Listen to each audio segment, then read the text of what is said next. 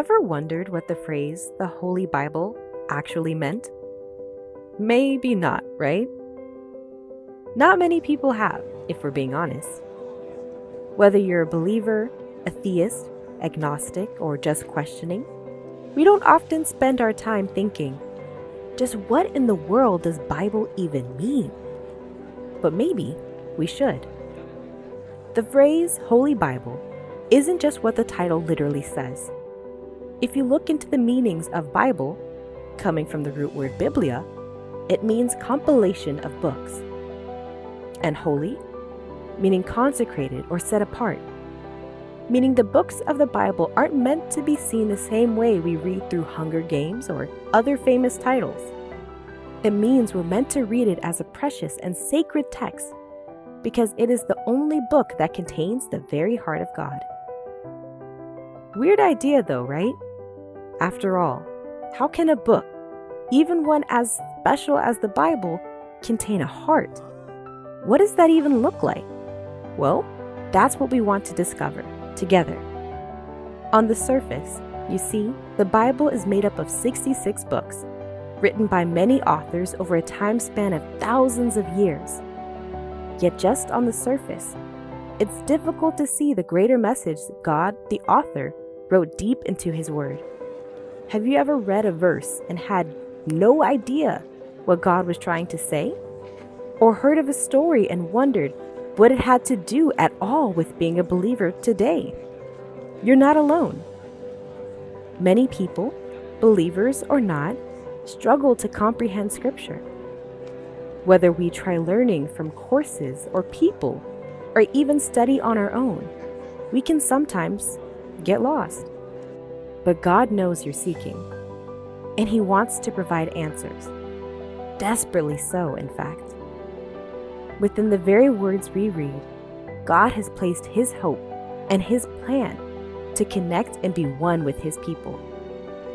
Like a treasure map, God is trying to guide us into His heart, His home. To get there, it is a journey though. A journey we'd love for you to join us on. Step by step, bit by bit, let's learn the once confusing paths of God's heart through His Word. As we go into Scripture, section by section, you'll find out that each part connects together.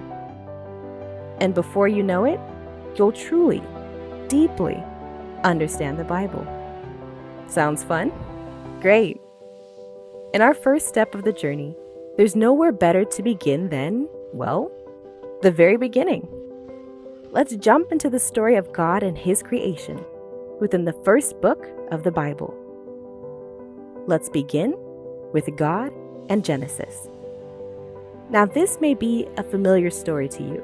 God, a blue little planet, some plants, some water, light, some dust, then boom, people, right?